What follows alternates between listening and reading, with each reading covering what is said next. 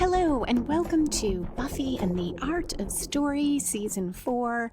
If you love Buffy the Vampire Slayer and you love creating stories or just taking them apart to see how they work, you're in the right place. I am Lisa M. Lilly, novelist and founder of writingasasecondcareer.com. As to New Moon Rising, today I'll talk about a multifaceted main plot that includes action where Oz as the wolf is in danger and intense emotion for Willow, nesting dolls subplots that weave into the main narrative, a climax that happens after the action plot resolves, and layers of meaning and dialogue and gestures that intensify the characters and the audience's emotions here. There will be no spoilers until the end to talk about foreshadowing, but I'll give you plenty of warning. Okay, let's dive into the Hellmouth. New Moon Rising aired the first time on May 2, 2000.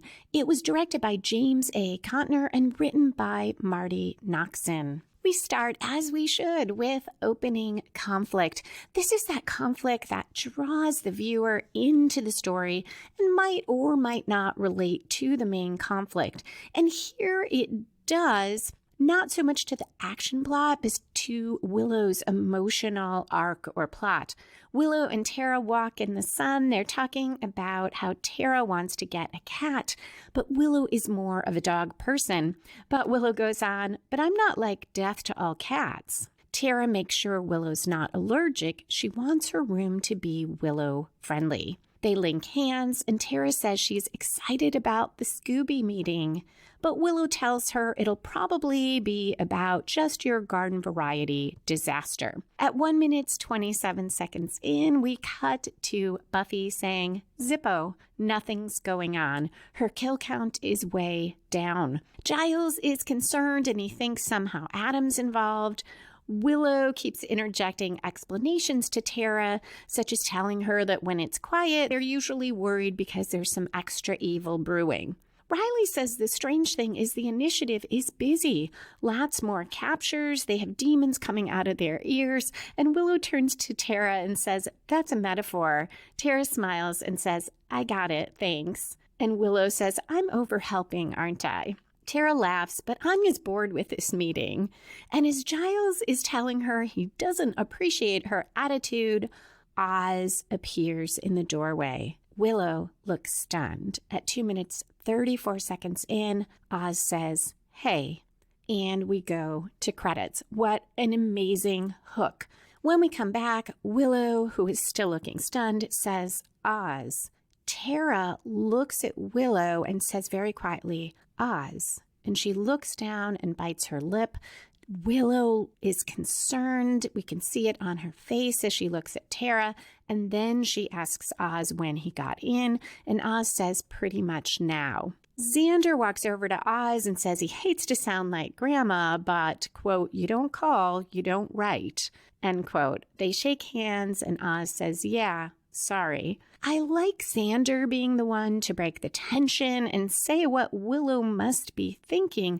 And then Buffy, too, clearly protective of Willow, says, "So are you here, or are you just passing through?" Giles suggests they not bombard Oz with questions right off and offers him tea, much like he did when Buffy came back at the beginning of season 3.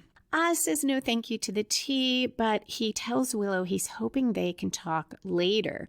Tara looks sideways at Willow as Willow says, "I guess so," and she seems distraught. We're now at 10% through the episode, about 4 minutes, 32 seconds in. And this is where usually our main plot starts rolling. It's what I think of as the story spark. It's also known as the inciting incident. And here, in a way, it was Oz simply appearing at the door. But it is pivotal that Willow says, "I guess so," and Oz says he'll come by Willow's later.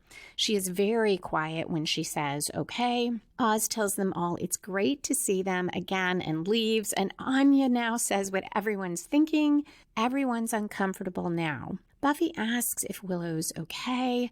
Willow says, and then Tara says, I realized I'm late for study group. Willow wants her to wait, but Tara says, no, it's okay. You should be with your friends and I should go. And Willow says, but, and Tara leaves. So first example of this dialogue where it means so much between Willow and Tara. There's so much subtext there, but the friends don't see it because they don't know that there is a relationship other than a close friendship. At 5 minutes, 25 seconds in the graveyard at night, Riley asks about all the tension when Oz walked in, but a demon attacks, interrupting them. Buffy and Riley fight the demon off pretty easily, and Buffy says, it's not fun when they're that easy, and Riley responds, speak for yourself. He calls a retrieval team, and Buffy then tells him that Oz and Willow had a really rough breakup. Oz bailed overnight. Willow was devastated, and before that they were doing great. Quote, she was totally dealing with Oz being a werewolf, end quote. Riley asks her to back up. He is shocked that Oz is a werewolf and that Willow kept dating him, and he says he didn't think Willow was that kind of girl. And Buffy responds, what kind of girl? Riley says, into dangerous guys. She seems smarter than that. What a fantastic way to both remind the audience or fill in audience members who don't know both how awful the breakup was and that Oz is a werewolf. But it's done through this conflict between Buffy and Riley, which also gets their subplot rolling because they are talking about Oz and Willow, but Buffy is talking about herself and she is worried by Riley's attitude. Because now she tells him Oz isn't dangerous. Something happened to him that was not his fault, and she never knew Riley was such a bigot. He says he was just surprised, and Buffy says, well, love isn't logical, Riley. It's not like you can be Mr. Joe sensible about it all the time. God knows I haven't been. And she stalks off. So more good use of subtext there. At 7 minutes, 29 seconds in, Oz is at Willow's room and he asks her to come outside. It's night. They stand together and Willow says, this all feels like a dream, like it's not happening. And he tells her it's real. Look up at the sky and there's a full moon. Willow is shocked and excited for him. She's happy. She asks how he did it and hugs him. The way he holds her and Oz's expression, it's all so moving. We see how much he missed her. And then we shift to Willow's face and she looks troubled and steps out of the hug and says, that's wonderful for you. Oz responds, I talked to Xander and he said you didn't have a new guy. And Willow says, no new guy. So much of this dialogue contains clues to how Willow is feeling. And some of them I never picked up on until looking at this so closely for the podcast. I got first time around, or at least second time around, the no new guy part. But only now did I see that she says, how wonderful for you. And I think the reason this works so well is when Allison Hannigan says it, she doesn't hit the for you hard and she doesn't hit guy hard. She just says it, oh, how wonderful for you. And no new guy. And yet when we know the whole story as the audience, we see that these are clues. These are deliberate wording choices by Willow. Oz doesn't get this, no reason he would. He takes her hand, he says he knows what he put her through, and he isn't going to push. So I guess he does get something, but he's reading it as her being apprehensive about a future with him or maybe still traumatized by the breakup. And he says, but I am a different person than when I left, and I can be what you need now. And again, the subtext, he really can't be what she needs now. Willow looks both sad and happy, and Oz goes on, that's what I want, that's why I'm here. At 9 minutes, 46 seconds in, we cut to Graham. He's leading the commandos in the woods, and a werewolf or a demon that looks like one attacks. Quick scene, we go back to Willow and Oz. They're in her room, they're sitting on the bed, but they're still dressed. We pick up in the middle of the conversation, something about Tibet and warlocks. And Willow says, so that's it? You keep your cool and no more Wolfie? Oz says there's more herbs and chants. Willow marvels at how he's been all around the world, quote, had this complete mind-body transformation, end quote, and she's just been there in the same old Sunnydale. And Oz says it doesn't mean you haven't gone through a lot. Oz seems genuine here. He seems to mean it. But later he'll admit, more or less, that he thought she'd just be here waiting for him. So while he's saying she went through a lot, he isn't grasping that Willow has changed and that it wasn't all about him. Willow comments on how it's light now and they talked all night and suggests breakfast. Oz takes her hand and says, or we could just sleep a little while. Willow looks at him and he says, whatever you want. And then one of my favorite Willow lines ever, she says, I'll have the less confusing waffles right now. And Oz responds, breakfast it is. She leaves for the bathroom. Oz waits, looking happy. We're now about 12 and a half minutes in, a little more than 1/4 of the way through the episode. And this is where we typically see what I think of as the 1/4 twist. It's the first major plot turn, and it should come from outside the protagonist and spin the story in a new direction. It often also raises the stakes. Here it does come from outside of Willow because Tara knocks on the door. She looks a little surprised when Oz answers, and she says she's sorry, she'll come back. And she doesn't seem too thrown off. And Oz comments that he saw her at Giles yesterday. And Tara says, yeah, sometimes Willow takes me with her to the Scoobies. And the line works, even if there's nothing romantic between Tara and Willow, because while Tara reads as nervous, she could be just nervous meeting new people. She could be concerned for Willow because she knows Willow's and Oz's history.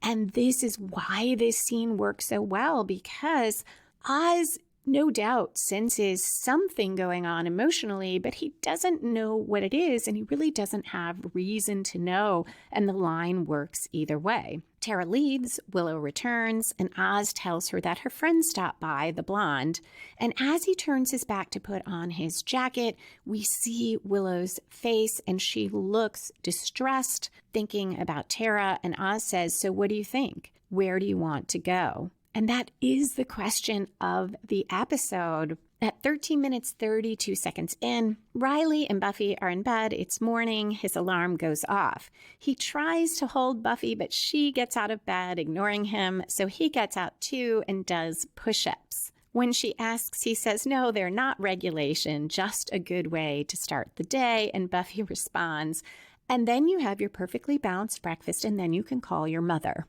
And Riley says, okay, I've been up less than a minute and somehow I've managed to piss you off. I enjoy this because it is so realistic in relationships where one person's angry and maybe they lay there all night churning about it, or they wake up and pick up right where they left off. And the other person maybe just didn't realize it was such a big thing or had hoped that the morning would make things better. Riley correctly guesses, in a way, that this is about Willow and tells Buffy he said what he did because he was concerned. He doesn't want Willow to get hurt. Buffy starts to tell him it's not as simple as demons bad, people good, that there are creatures, for example, vampires, that aren't evil at all.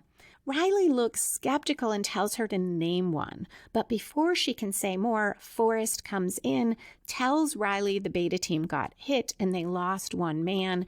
Graham is injured but walking, and they're going on a hunt.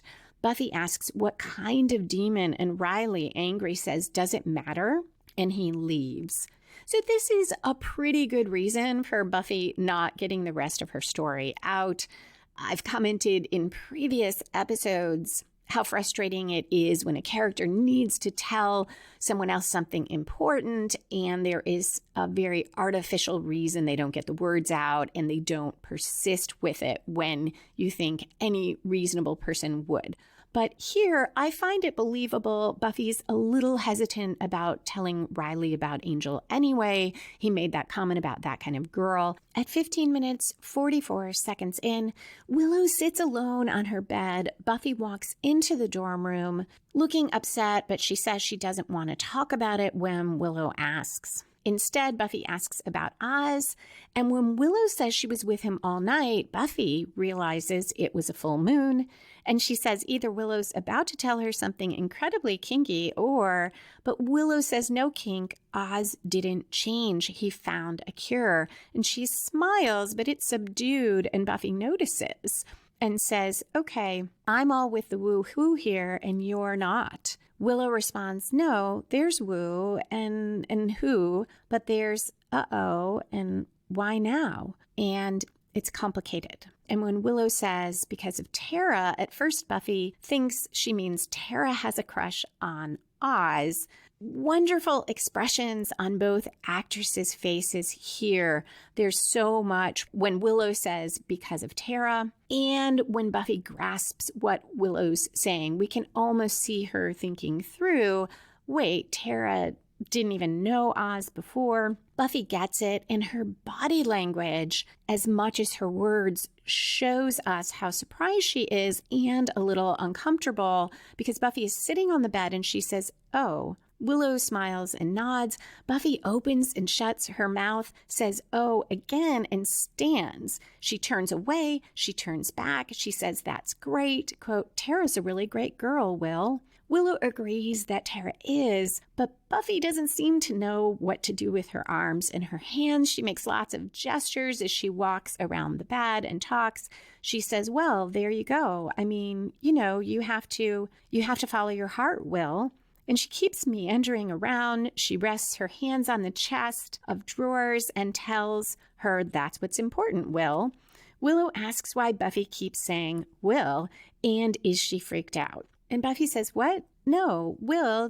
And then she sighs and she stops moving and says no. And she sits on the bed again and continues, no, absolutely no to that question. They smile at each other and Buffy goes on, I'm glad you told me. What did you say to Oz? Willow was going to tell Oz, but they started hanging out and so much came back to her. And she finishes, he's Oz, And then she says, I don't want to hurt anyone, Buffy. And Buffy sounds very kind as she tells Willow, no matter what, somebody's going to get hurt. The important thing is you have to be honest or it'll be a lot worse. Willow nods, looking sad, and we cut to Spike. We're 19 minutes in. Spike's lying on his back on top of a coffin. Looks like he's asleep, but when an arm reaches down, Spike blocks it. It is no run-of-the-mill demon. It is Adam. Spike punches him, which does nothing to Adam but hurts Spike's hand. And then he tells Spike to come with him. Spike is going to help Adam, and Adam in turn will help Spike. Very quick scene, but it reminds us that Adam is around, that he's a threat, and it personalizes the threat a little more because it is now involving Spike, who does interact with our friends frequently. At 19 minutes 44 seconds in, Willow is at Tara's room and starts to explain about Oz, but Tara says, it's okay. I always knew that if he came back, and Willow says, we were just talking, nothing happened. Tara looks relieved, and Willow tells her that it was intense. Tara reassures her, whatever happens, I'll still be here. I'll still be your friend. And Willow responds, of course we'll be friends. That's not even a question. Tara goes on, but I'm saying, I know what Oz means to you. And Willow says, how can you when I'm not even sure? I mean, I know what he meant to me, but he left and everything changed. I changed. And Tara says, what? And Willow responds, I don't know. Life was starting to get so good again, and you're a big part of that. And Willow is crying now, and she goes on that here comes what she wanted most of all, and now she doesn't know what to do.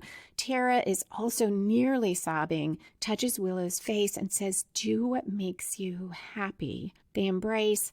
Tara is looking sad for herself, but also comforting Willow. And this is just amazing acting from both of these actors. And we see throughout what a kind person Tara is. She's making this as easy for Willow as she can so that Willow can make her choice. We're almost 22 minutes in, so right about the midpoint of the episode. And here in a strongly structured story, usually we see the protagonist make a major commitment to the quest, throw caution to the wind, or suffer a major reversal, or both. And here, in the emotional aspect of our main plot, Willow does make a commitment there. She tells Tara the truth, that nothing happened with Oz, but that she has all these feelings and she doesn't know what to do. Now we get a major reversal in the action aspect of the plot.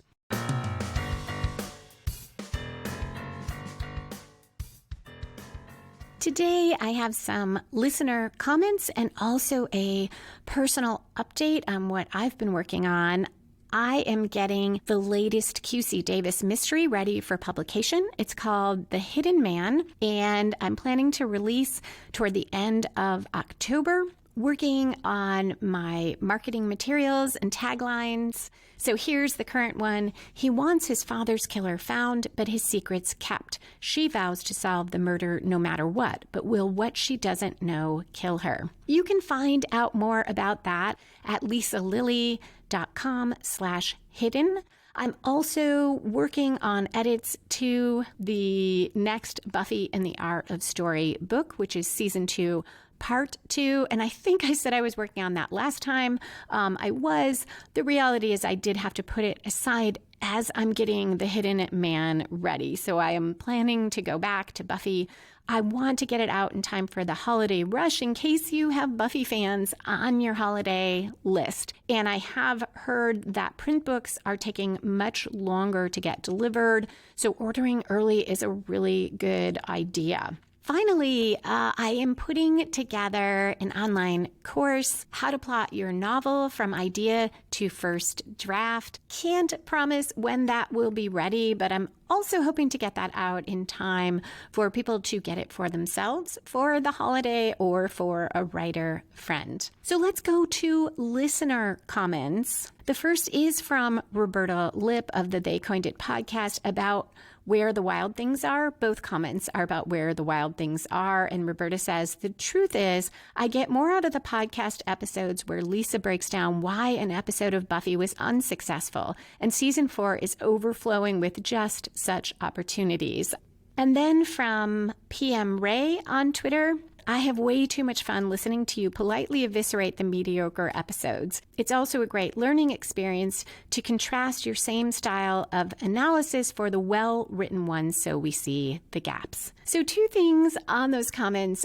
One is, I agree. I learn more from the episodes where things aren't quite landing because it is always so much easier to see that type of thing in someone else's writing than in your own. So I feel like I learn a lot. Also, because Buffy is so amazing, as Ray points out, I find it really educational to compare even what I would call the worst Buffy episodes or my least favorite Buffy episodes.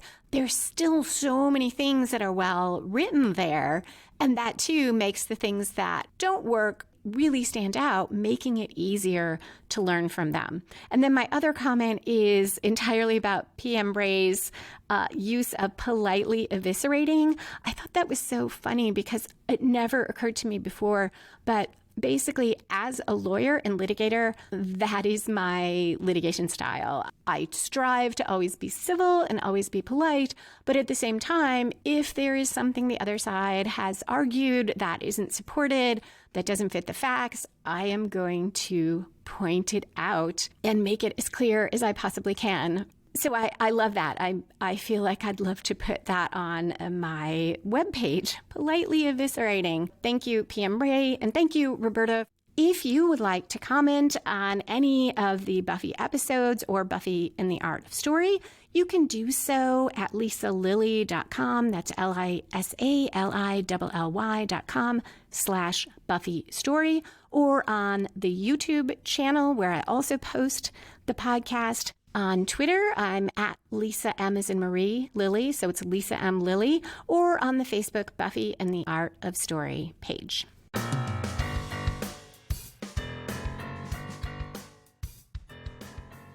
At 22 minutes, 1 second in, Oz looks at a billboard on campus. He sniffs, turns, and says, Willow, but it's Tara who is walking by.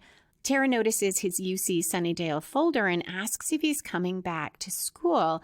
Oz tells her he is, and he's feeling oddly motivated. Tara's dialogue here, too, is so amazing for what she doesn't explicitly say, but she says by avoiding it.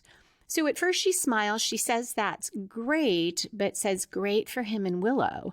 And she looks genuine, but also upset to someone who's observant, as Oz is, because he says, I hope so. And he's looking closely at Tara's face, and Tara says, good, that's because, and Oz says, is that her sweater?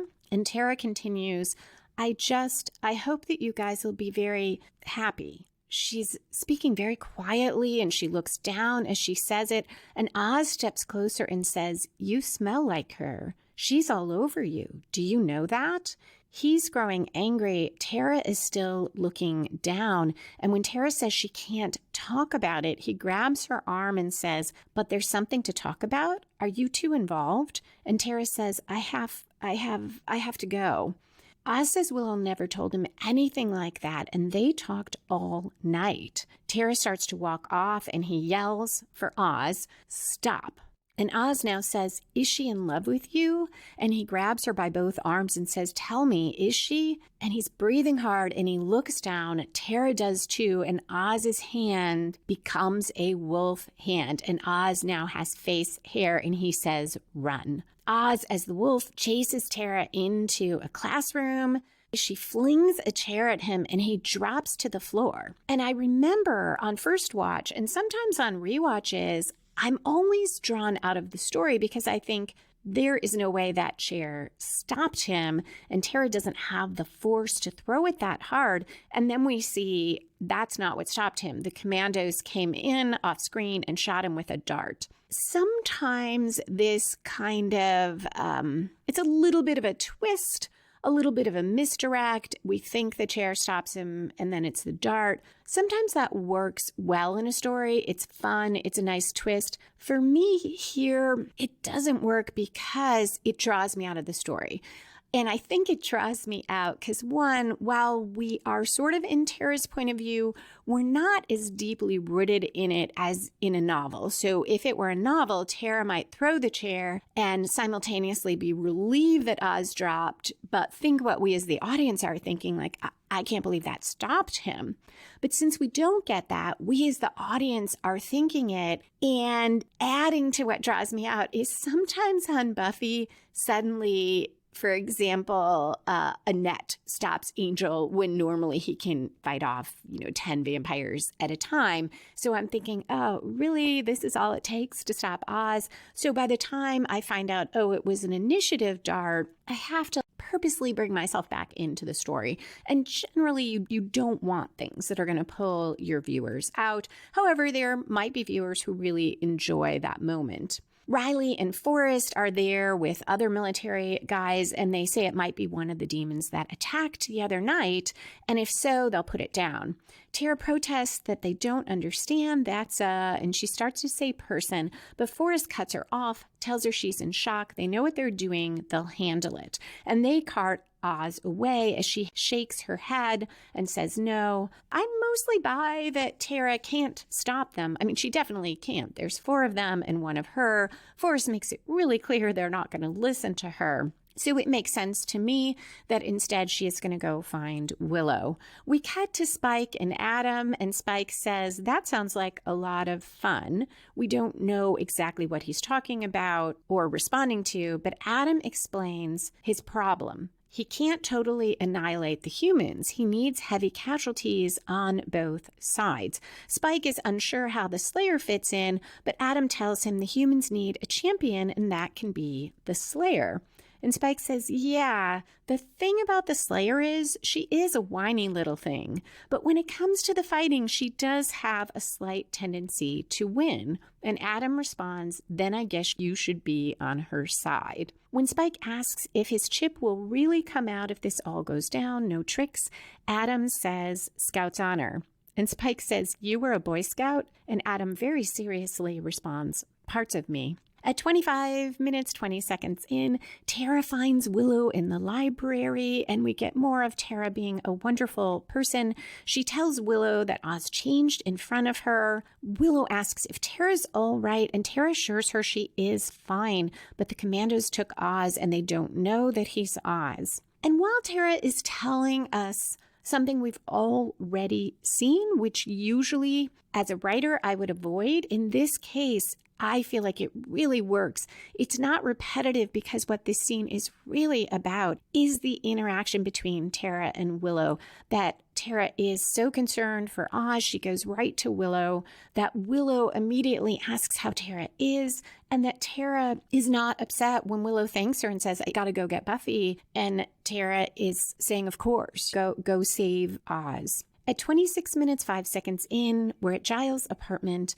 Anya says it's good that they just took Oz. They probably haven't had time to eviscerate him yet. Buffy's dialing a phone in the background but throws it down in frustration as Giles comments on the challenge of infiltrating the initiative. Xander somewhat sarcastically says it'd be great if they knew someone dating a guy on the inside, but Buffy tells him Riley's not answering his pages. She left another message, but they'll need to make a plan without him. This is a great example of how the Buffy and Riley subplot weaves in so well with our main plot here, because rather than being a complete sideline, it gives a reason, a good reason, why Riley might be ignoring Buffy's calls. So we don't have to have some other artificial reason for her not to be able to reach Riley. So this is what I mean partly about the nesting dolls of subplots, because the Oz-Willow storyline sets off the Buffy-Riley conflict,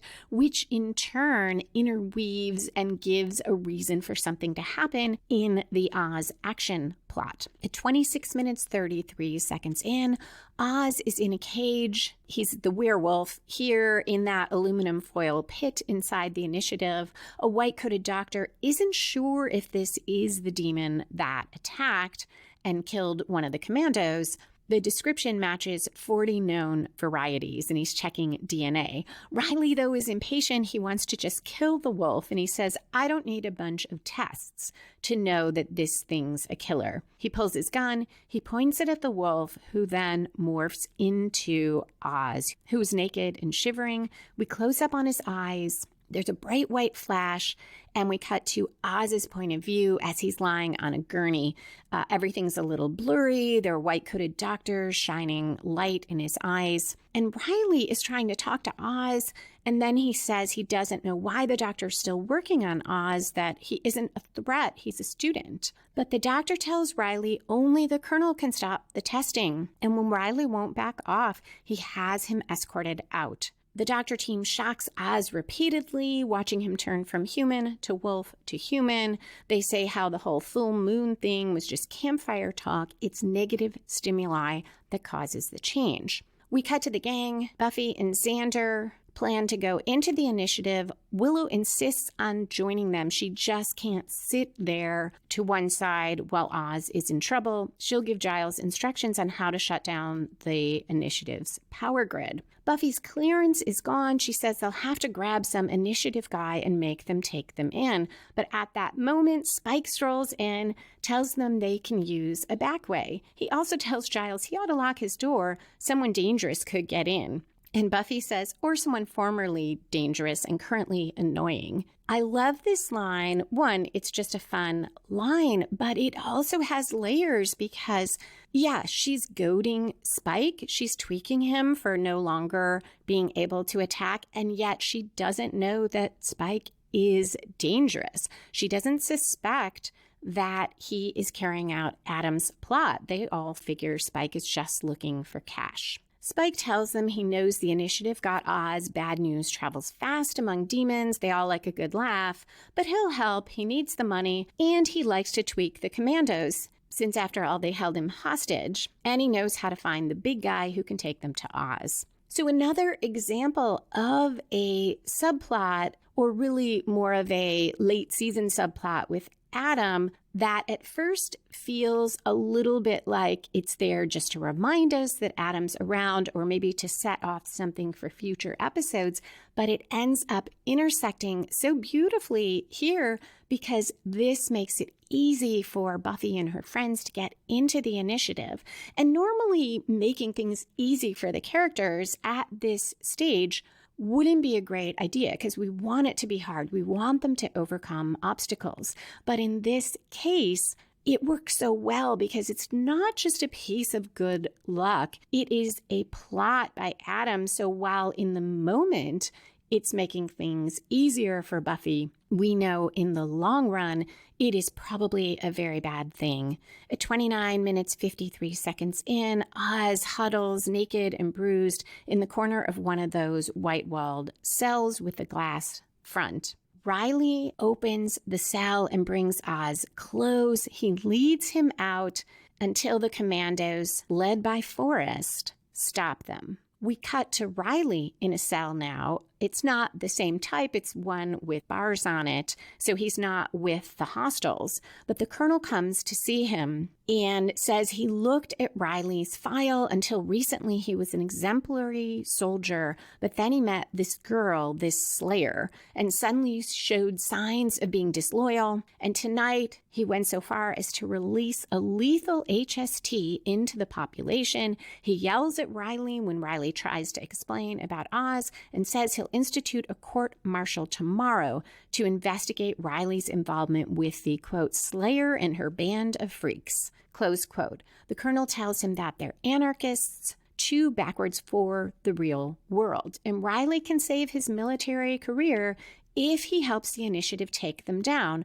Otherwise, he'll go to his grave labeled as a traitor, and he concludes no woman's worth that and leaves. It's interesting that the colonel puts this on Buffy. He assumes Riley's not making any decision of his own, any sort of analysis or taking any moral inventory of his own. And yet Riley rejected Buffy's gray area view of good and evil, demons and humans all along, and only now, because of what the initiative is doing, is he questioning it. So now we are about 3/4 through the episode, and this is where we usually see the last major plot turn. It should grow out of the midpoint and take the plot in yet another new direction. So here we had that for Riley's subplot, in that trying to take Oz out was a sort of midpoint for Riley, a commitment, and then we quickly had this major turn where he's caught and he's being threatened with court-martial and being labeled a traitor. So with subplots, we often see the same major plot turns. They may just come at different points throughout the story. So you could have that where you have that commitment and then another major turn right away. It's another example of how well the subplot is integrated, because we're also going to see now the major turn in the action plot about Oz, because in the woods, Spike leads the group to these hidden doors and they get into the initiative. We cut between Giles giving Anya instructions to type into the computer and Adam typing in as well, and we get the sense that he is the one who really shuts the electrical grid down, though Anya thinks she has done it. The lights go out on Buffy and her friends inside the initiative, and also on Giles and Anya inside his apartment. And Anya holds up her hand and says, "Slap my hand now." And Giles says, "Beg your pardon?" Anya responds, "In celebration." Giles says, "Oh, yes." He slaps her hand and Anya says, "Oh." I love this moment. It's very fun. It's a good way to show the power is out everywhere and give us a little bit of fun minor conflict. At 33 minutes 48 seconds in, Buffy bursts into the Colonel's bedroom, wakes him up, points her crossbow at him, and says, "Take us to him." She's puzzled when the Colonel says Finn stays in the brig and that helping an HST escape is a court-martial offense. And then he's surprised they don't know anything about what Riley did. They came for the wolf. And Xander says, "Guess we're 2 for 1. We cut to Buffy knocking out a guard, stealing a pass, and opening Riley's cell. Riley says, "Buffy, I leave now. I can't ever come back." And she just looks at him, waiting, and he says, "I just wanted to hear that out loud."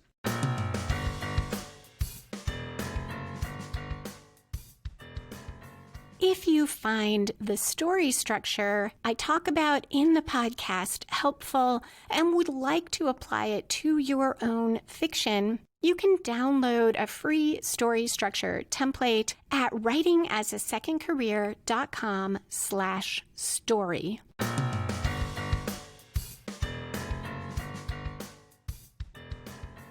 So I want to take a second to talk about who's the protagonist of the Buffy and Riley plot. As I analyzed it, I realized that there are 2 subplots here. So for the protagonist, I look at 3 factors. Is the protagonist actively pursuing a goal, the main point of view character, and does the protagonist have the most at stake? If it's yes to all 3, we've got a clear protagonist. So the active goal question is a little fuzzy for both. Buffy wants Riley to understand about demons and humans and feel comfortable so she can share her past with Angel with him. Riley doesn't really have an active goal before he decides to help Oz, though he does have a bit of one, which is he does want to resolve the conflict with Buffy and between Buffy's view and the initiative's view of demons, because this is becoming more and more of a problem. I don't know how actively he pursues that in the beginning, which is what made me at first think, okay, clearly Buffy is the protagonist. Then we go to point of view. In the beginning, it is all Buffy.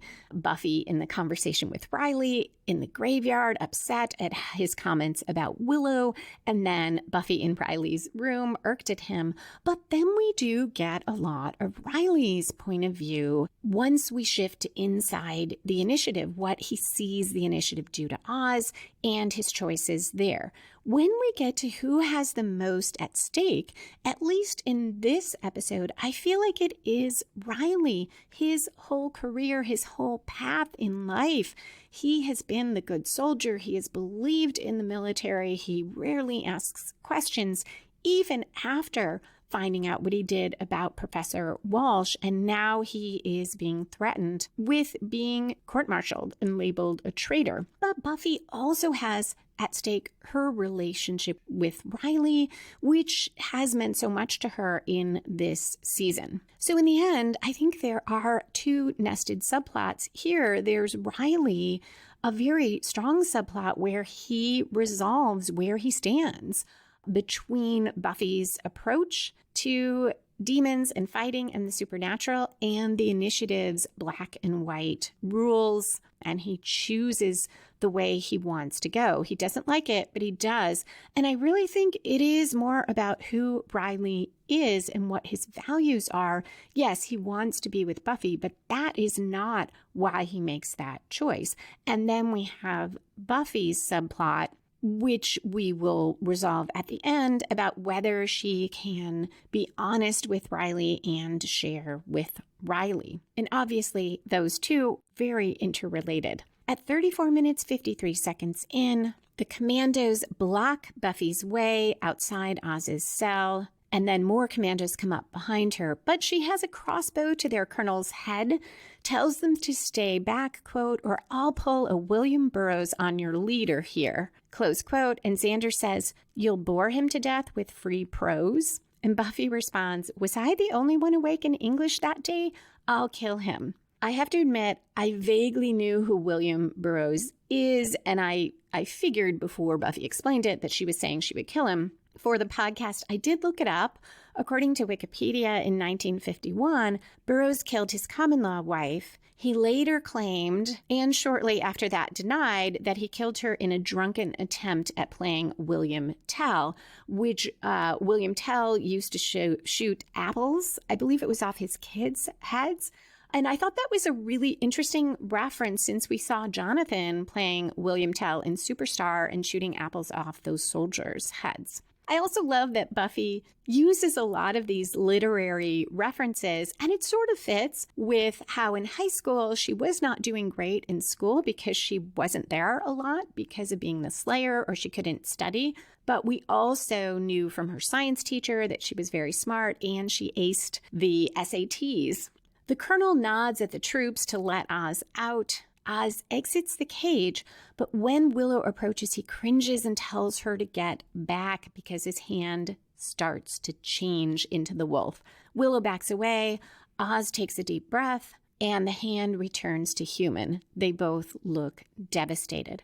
Riley helps Oz walk out as Buffy keeps the crossbow on the colonel. This part feels like the three-quarter turn for Willow's emotional arc that arises from the midpoint reversal, both her emotional choice or her plot where she tells Tara the truth and Oz finding out about her and Tara. And this is a turn that comes from that because Willow realizes that Oz's feelings about her trigger this change, but she also sees he can control it. At 35 minutes, 47 seconds in, Riley exits the elevator with Buffy. They leave the colonel inside the elevator but disable it, and the colonel tells Riley he's a dead man. Riley responds, "No, sir, I'm an anarchist." And he punches the colonel, who drops to the ground. So this is one of the few things in the episode that I find jarring.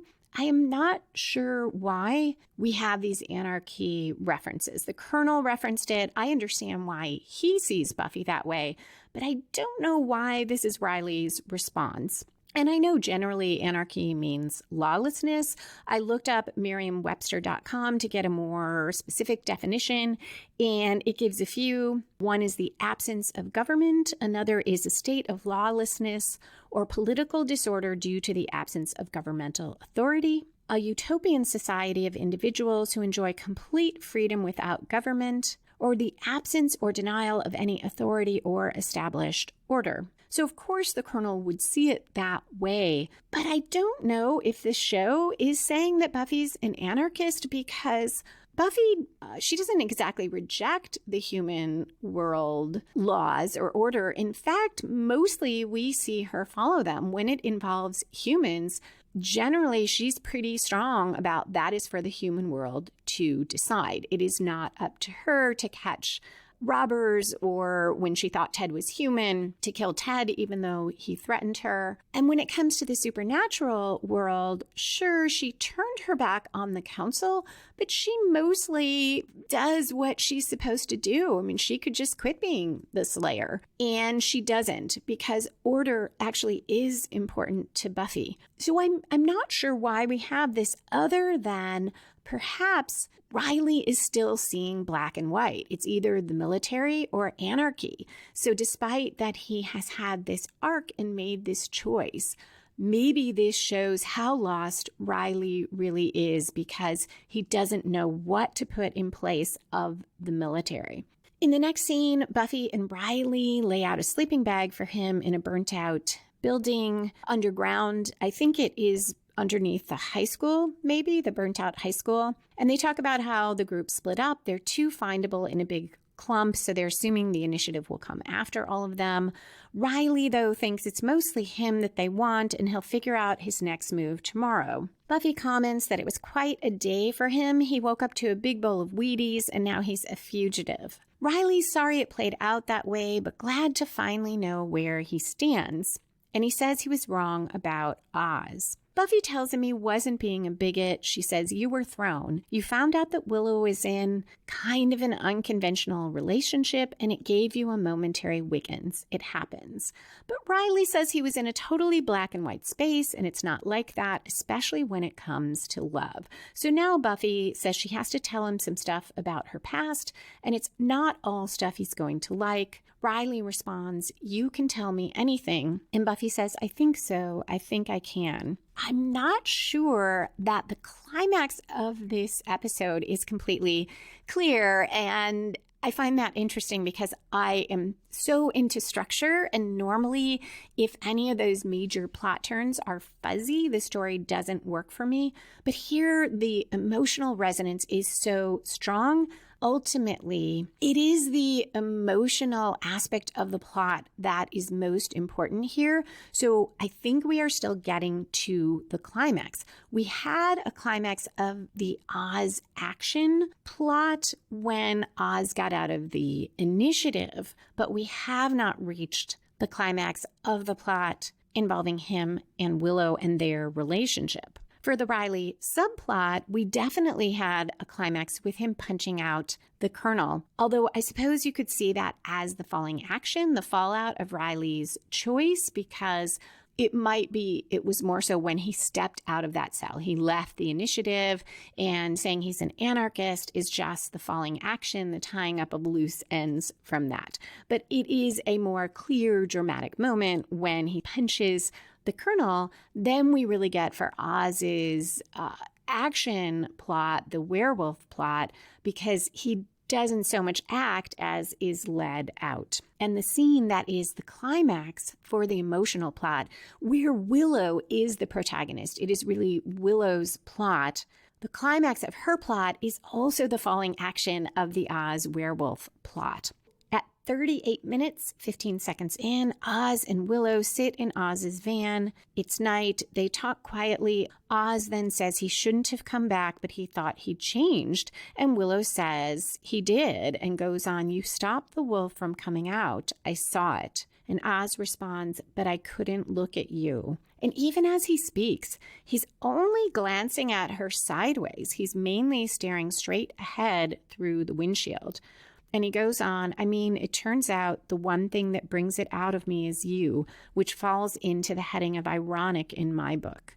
And Willow says, it was my fault. I upset you. Now Oz does look straight at her and says, well, so we're safe then.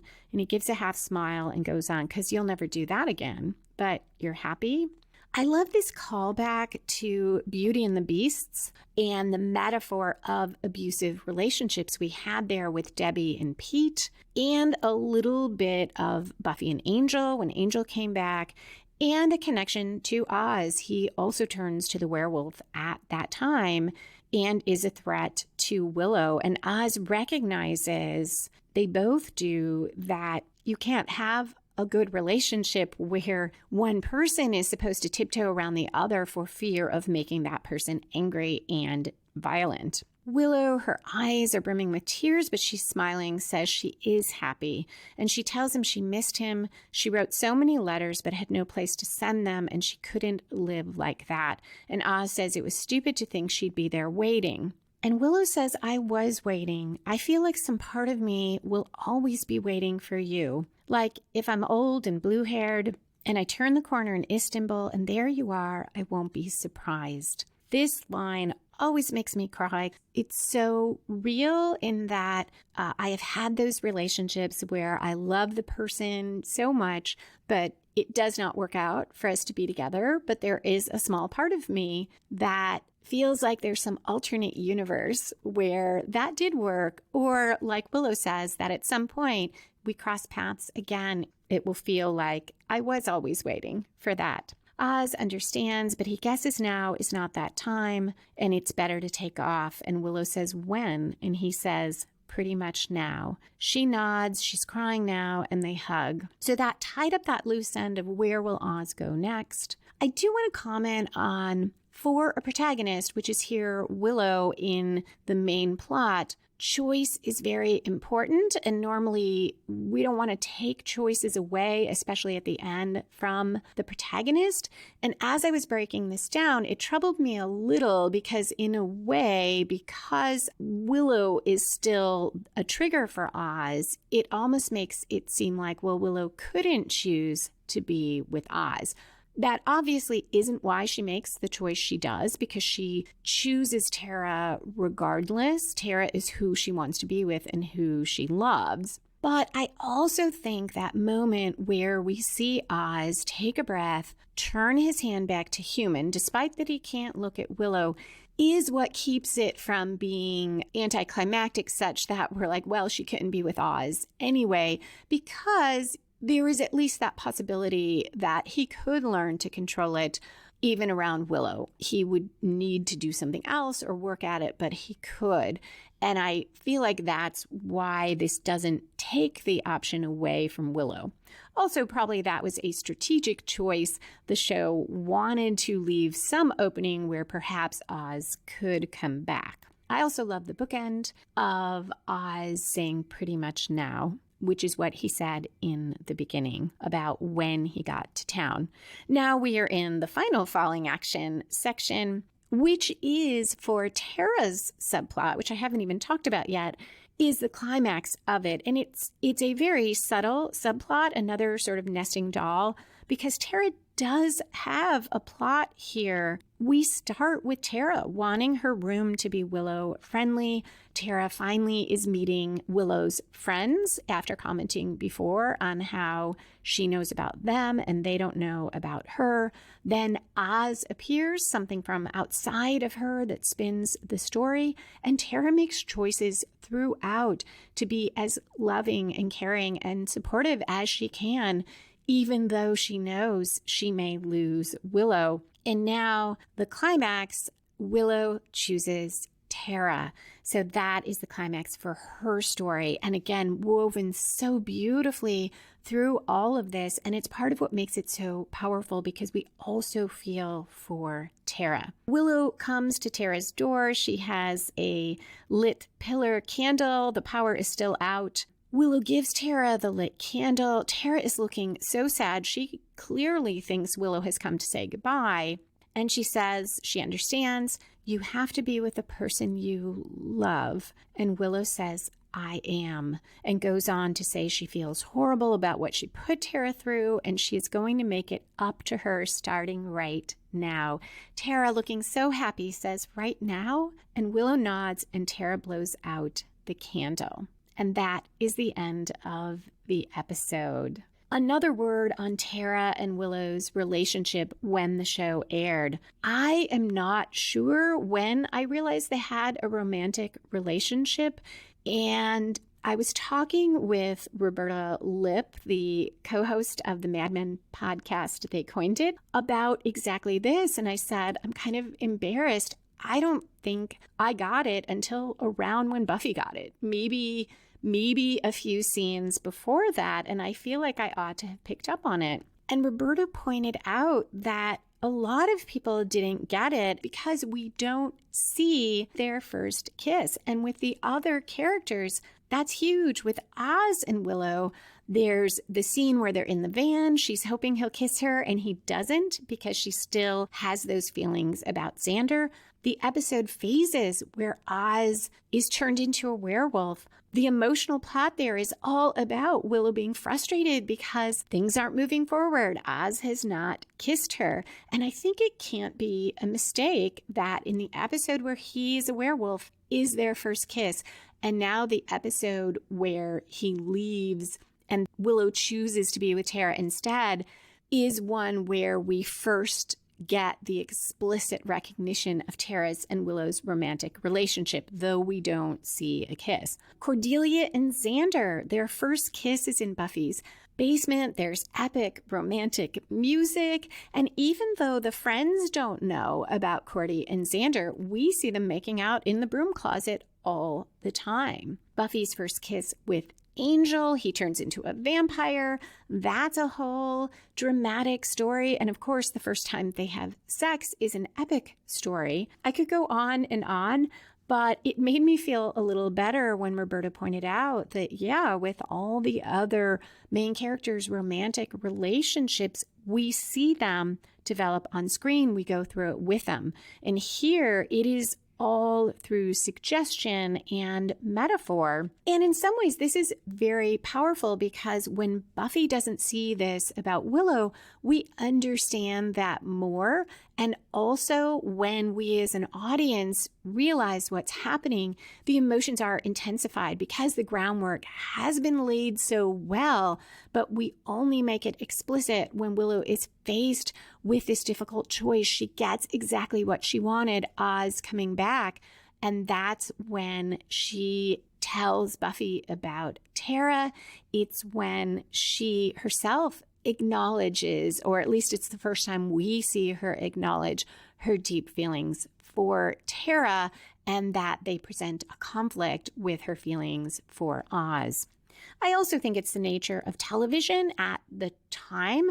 This was groundbreaking to show this relationship, and I don't know the backstory of it, but I have to think that building it in so gradually and almost having it there but not there was a way to weave it into the show so that by the time it became explicit, it would be so hard for the network to say, oh, no, you can't do that. Where if the show was more obvious earlier, maybe this relationship would have never gotten on screen. Other than foreshadowing and spoilers, that is all I have for the episode. If you're not sticking around for spoilers, thank you so much for listening. And I hope you'll come back in 2 weeks for the Yoko Factor, where Adam and Spike collude and cause our friends all kinds of trouble.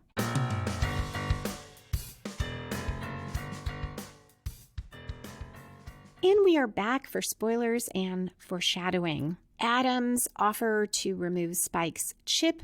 This starts the subplot that runs through the next 2 episodes as Spike keeps aiding Adam in the hope that he'll be restored to himself. It did cross my mind that it might have worked better for the season if Spike were working with Adam sooner, because we don't have much where Adam interacts with any of the Scoobies directly. And having Spike involved would create a greater connection, but you would need more to that plot. So I'm not sure how you would do that.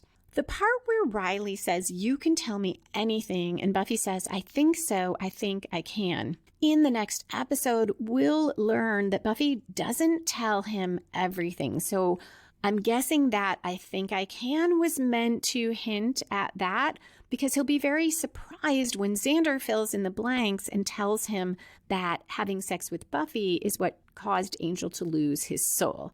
This moment when Riley says, "Buffy, I leave now and I can't ever come back," when he's standing in that cell, that reverberates all the way through season 6.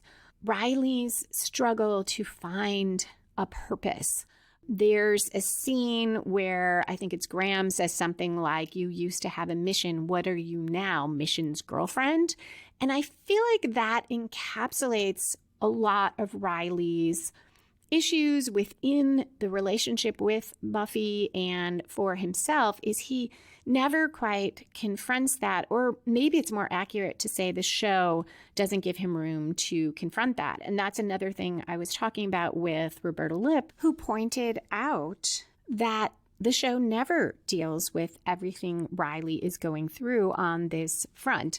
Yes, we get single episodes where he grapples with some of it, but we don't seem to take it that seriously or devote much time to it.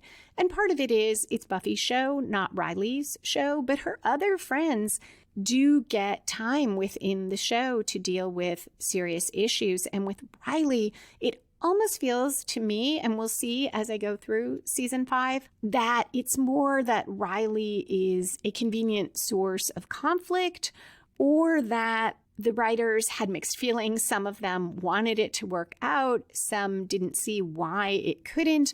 And so there never was a definitive, hey, what is Riley's role going to be? How is Riley going to deal with not being in the military anymore, yet still being of that mindset, still wanting to serve, but not knowing how to do that? So that is it for foreshadowing and spoilers. Thank you again for listening, and I hope you will return in 2 weeks for the Yoko Factor, which is part 1 of a 2-part finale. Despite that, there is yet another episode after that. So Primeval, which comes after the Yoko Factor, is really the finale of season 4. And then there is Restless, which is sort of a coda to the season. Remember, you can find the show notes and back episodes of Buffy and the Art of Story at lisalilly.com/Buffy Story. You can find the book editions of Buffy and the Art of Story